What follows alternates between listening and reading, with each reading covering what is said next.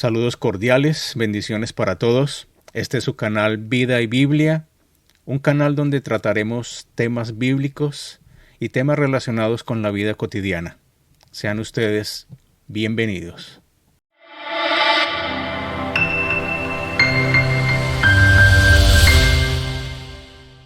Desde allí no continuaron en la conquista militar en Europa, sino consolidaron su poder en varios países, donde hasta fines del siglo XX, el Islam es la religión oficial. En los siglos XI, XII y XIII los cristianos de Europa se unieron en cruzadas para tomar la Tierra Santa, Palestina, de los musulmanes. Muchos millares de personas perdieron la vida y solo se arraigó más un odio a los cristianos que existe hasta la fecha en algunas partes. Sunitas, sufíes y chiitas. Desde el principio el Islam ha sido un movimiento tanto político como religioso, y su división en sectas y subsectas se debe a conflictos políticos y diferencias en doctrina. En el siglo XX ya había 72 sectas islámicas. 4 ramas principales son los sunitas, los sufíes, los chiitas y una subsecta chiita que ya se puede clasificar como una religión aparte, los baís. En el capítulo 12 hay más información sobre el baí y su penetración en el mundo occidental. Sin contar aparte las subsectas, se calcula que el 90% de los musulmanes hoy son sunitas, y el 10%, chiitas. Los sunitas se consideran los musulmanes ortodoxos, los que más se adhieren a las doctrinas originales del Islam. Los sufíes, entre los sunitas y los chiitas, dan más énfasis al aspecto espiritual que al político del Islam. Buscan la relación individual con Alá, tienen sus monasterios y se esfuerzan en observar los requisitos del Islam. Se destacan por su literatura. Los chiitas también se dan mucho al misticismo. En las guerras entre facciones, establecieron su capital en Bagdad, Irak, y tuvieron parte importante en la expansión del imperio. No reconocen lo legítimo de algunos de los califatos y dicen que el 12º califa, o imán, líder espiritual, desapareció y retornará para reinar sobre el mundo entero. Avance y conversiones. El avance del Islam continúa aún, no tanto por la espada como por misiones. Se ha extendido hacia el sur en el África y es la fuerza dominante en varios países. En 1993 levantaba nuevas mezquitas, templos, en Francia y Alemania a razón de una cada 2 semanas. En el hemisferio occidental también ganaba cada día más adeptos. A fines del siglo XX, se clasifica el Islam en Norteamérica como la religión que más rápido crece. Naciones islámicas del Oriente Medio, ricas por su exportación petrolíferas, contribuyen con dinero para construir mezquitas. Millares de árabes estudian en universidades norteamericanas. Misioneros de varias sectas del Islam entran en el país y ganan convertidos. Algunos líderes atraían en particular a las personas de color en los Estados Unidos. Durante varios años la organización de musulmanes negros creció rápidamente. Luis Farrakhan encabeza una organización llamada la Nación de Islam, cuya membresía se multiplica entre los afroamericanos y otros que ven en Farrakhan a un campeón de la justicia social.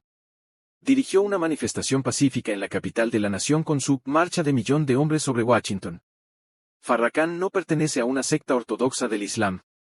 Se proclama abiertamente como el Mesías.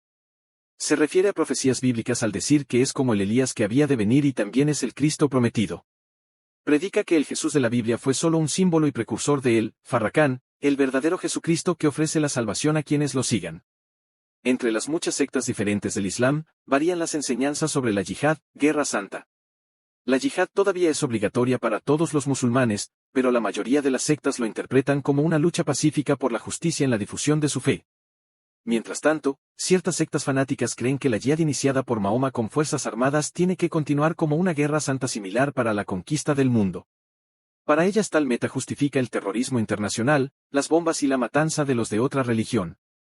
Sin embargo, en los decenios de 1980 y 1990 las iglesias cristianas han visto con más claridad su responsabilidad de evangelismo al mundo islámico. En esta época ha habido más conversiones que nunca de musulmanes a Cristo. La palabra de Dios, sembrada de varias maneras, lleva fruto, y el Espíritu de Dios obra en millares, ayudándoles a poner su fe en Jesucristo. Doctrinas del Islam. Las doctrinas principales del Islam se resumen en 6 artículos de fe, en Dios, sus ángeles, sus libros, sus profetas, el día del juicio y los decretos soberanos de Dios. Dios. La creencia más importante del Islam es la existencia de un solo Dios, Alá. Él es eterno, santo, soberano y todopoderoso. Es el creador del cielo y la tierra, el Dios de la Biblia, el Dios de Abraham y sus descendientes, el Dios quien inspiró a los profetas del Antiguo Testamento y a Jesús. Estamos de acuerdo acerca de la existencia de un solo Dios. Jesucristo. El Islam reconoce a Jesús, llamado Isa, como profeta, un hombre perfecto, pero no lo considera como el Hijo de Dios. Algunos dicen que era hijo del ángel Gabriel. El llamar a Jesús el Hijo de Dios escandaliza a los musulmanes. Suponen que creemos que Dios tuvo relaciones sexuales con María, y como resultado nació Jesús. Por supuesto, no creemos eso. El siempre existente Hijo de Dios se encarnó en la Virgen María no por la unión sexual sino por la obra del Espíritu Santo. Así tomó Dios el Hijo un cuerpo humano y añadió la naturaleza humana a su deidad. Lo hizo para poder vivir entre nosotros, revelarnos la voluntad y naturaleza de Dios, tomar la culpa por nuestros pecados y morir, el Creador por su creación, en nuestro lugar. Los ángeles anunciaron a María, Lucas 1, 26-38, a José, Mateo 1, 18-23, y a los pastores, Lucas 2, 8-14, el nacimiento del Salvador que había de venir, y Gabriel lo llamó el Hijo de Dios, Lucas 1:35. Dios habló desde el cielo anunciando que Jesús era su Hijo, Mateo 3, 13-17, 17, 1-5. Jesús se refería a Dios como su Padre y se llamó el Hijo de Dios, Juan 3:16, 5, 17-30. Se enseña que Jesús no fue crucificado, que las autoridades crucificaron a otra persona creyendo que era él. Jesús fue al cielo y volverá, aceptará las enseñanzas del Islam y morirá. Los sacerdotes que exigían la muerte de Jesús lo conocían bien. Estuvieron presentes en el juicio ante Pilato y en la crucifixión y no habrían permitido tal sustitución. El desánimo de los discípulos verifica la muerte de su líder. Juan y la madre de Jesús presenciaron la crucifixión y podían identificarlo, Juan 19, 25-27.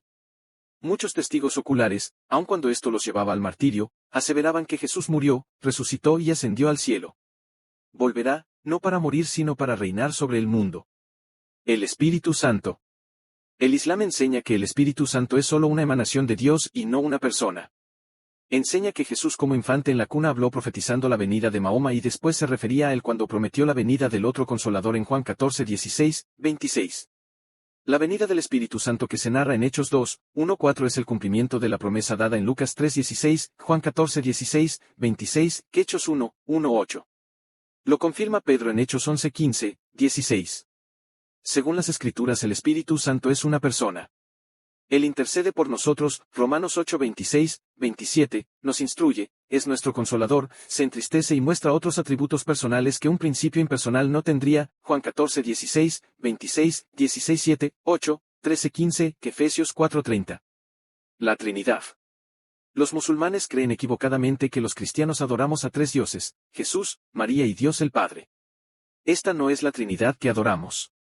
Los evangélicos honramos a María porque permitió que Dios se valiera de ella como instrumento, pero no la adoramos ni oramos a ella. Creemos que Dios ha existido desde la eternidad pasada y siempre existirá en tres personas, Padre, Hijo y Espíritu Santo, la Santísima Trinidad.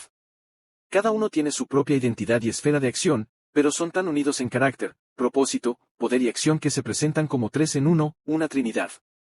La Biblia declara que hay un solo Dios, pero lo presenta en más de una persona. Vemos esta pluralidad en acción unida desde el primer capítulo de la Biblia. Génesis 1:1 dice que Dios creó los cielos y la tierra. En 1:2 el Espíritu de Dios se movía sobre las aguas. En 1:26 Dios dijo a los otros miembros de la deidad que compartían su imagen y semejanza, hagamos al hombre a nuestra imagen, conforme a nuestra semejanza. Y 1:27 dice, y creó Dios al hombre a su imagen. El nombre Elohim usado para Dios muchas veces en el Antiguo Testamento es plural. El Salmo 2 habla del Hijo de Dios. Isaías profetizó, 7:14, 9:6, que nacería de una virgen un niño que se llamaría Emmanuel, Dios con nosotros, admirable, consejero, Dios fuerte, Padre eterno y príncipe de paz. Jesús mandó bautizar en el nombre del Padre, del Hijo y del Espíritu Santo, Mateo 28, 18-20.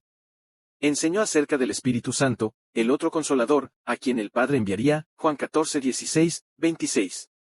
El Espíritu Santo vino para residir en los creyentes y darles poder, de modo que Hechos de los Apóstoles bien pudiera llamarse Hechos del Espíritu Santo, Hechos 1, 1:8, 2, 1:47. Pablo inicia sus epístolas invocando la gracia de Dios el Padre y del Señor Jesucristo. En muchos pasajes enseña que Jesús es el Hijo de Dios y habla del Espíritu Santo, Romanos 1, 1:5, Gálatas 4, 4:7, Colosenses 1, 1:23.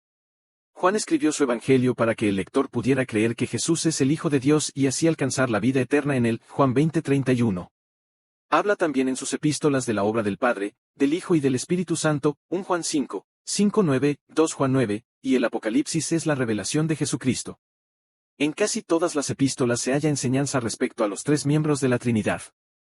Los ángeles y otros espíritus. Se cree que los ángeles interceden ante Dios por los hombres. Algunos llaman al arcángel Gabriel el Espíritu Santo. Trajo de Dios las revelaciones para Mahoma.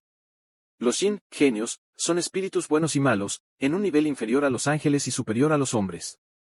Uno de ellos es Chatin, Satanás, también llamado Iblis, del término griego diabolos. Es el tentador y encabeza un grupo de espíritus malos, los Chaidiatin. Nosotros también reconocemos la existencia de los espíritus buenos, los ángeles, y los malos, los demonios. Vemos en la Biblia y en la actualidad el ministerio de los ángeles a los siervos de Dios, y vemos el conflicto con las fuerzas malignas bajo la dirección de Satanás. La Biblia presenta a Gabriel como un ángel de alta categoría, no como el Espíritu Santo. Es un mensajero de Dios y no daría una revelación falsa, pero algún espíritu mentiroso haciéndose pasar por Gabriel pudiera hacerlo. Según Jesús, Satanás es mentiroso y padre de mentira, Juan 8:44. Se disfraza como ángel de luz, 2 Corintios 11:14. Es el gran imitador de las cosas de Dios y suele dar revelaciones falsas a los humanos, de donde han salido muchas herejías y religiones falsas. Pablo indica que debemos juzgar las profecías, 1 Corintios 14:29. Si no concuerdan con la palabra de Dios, la Biblia, no son de Él. Nos advierte 1 Juan 4:1-3 el peligro de espíritus engañadores y nos exhorta a probar los espíritus si son de Dios. Se los conoce por lo que dicen acerca de Jesús. La Biblia y la autoridad. El Islam enseña que Dios ha dado 4 libros a la humanidad. La ley, Torá, ha dada a Moisés. Los Salmos, Zabur, ha dados a David. El Evangelio, Injil, ha dado a Jesús, y el Corán dado a Mahoma. Como la revelación final, el Corán sustituye a los libros anteriores de Dios y es la expresión de su voluntad para los seres humanos hoy. En cuanto a la Biblia, se dice que los cristianos la han cambiado en ciertas partes, ajustándola a sus creencias, de modo que no se puede confiar en ella. Muchas evidencias confirman que la Biblia es fidedigna y es la inspirada palabra de Dios. La comparación con manuscritos antiguos muestra que los cristianos no han alterado sus enseñanzas. Más bien se encuentran alteraciones en el Corán de los acontecimientos bíblicos a los cuales Mahoma se refería. Él conocía muy poco de la Biblia y a veces sus revelaciones se contradecían o eran una versión errada de la enseñanza bíblica. Los decretos y la salvación. Se enseña que lo que sucede, bueno o malo, ha sido predestinado por los decretos de Alá, aun la fe o la incredulidad de cada persona. El deber del hombre es someterse a la voluntad de Dios, abrazando la fe del Islam y cumpliendo con sus requisitos. No creen en la muerte de Cristo como sacrificio por nosotros. Aunque Dios es soberano, ha dado al hombre el libre albedrío, el privilegio de escoger, y nos exhorta a escoger el bien, Deuteronomio 30 horas y 19 minutos, Josué 24, 14-24. La humanidad se ha apartado de Dios y se encamina hacia la perdición eterna, pero Dios ofrece a todos la salvación gratuita en Cristo. Él no quiere que nadie perezca, 2 Pedro 3:9. Predestina la salvación de todos los que la aceptan. Se pierden quienes la rechazan. Tenemos la responsabilidad de nuestra decisión. Nuestra salvación depende de creer en Cristo y aceptarlo como Salvador y Señor de nuestra vida, Juan 3:16, 20:31, Hechos 2, 37-39, Romanos 6:23, 1 Juan 1, 5-9. El juicio y la vida futura. Se enseña que en el día final sonará la trompeta y todos los muertos resucitarán. Todos los no musulmanes irán al infierno. De cada musulmán los hechos malos y los buenos se pesarán en la balanza.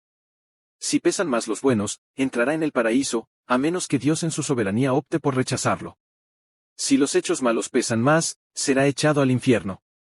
Jesús prometió al ladrón arrepentido en la cruz que ese día estaría con él en el paraíso, Lucas 23, 39-43. No dependía de tener más obras buenas que malas. Hay 2 resurrecciones y 2 juicios futuros. La primera resurrección es de los salvos que han muerto confiando en el Salvador. Ellos irán con Cristo al cielo y sus obras serán juzgadas para darles su recompensa en el reino de Dios, 1 Tesalonicenses 4, 13-18, 2 Corintios 5-10, Apocalipsis 11-18.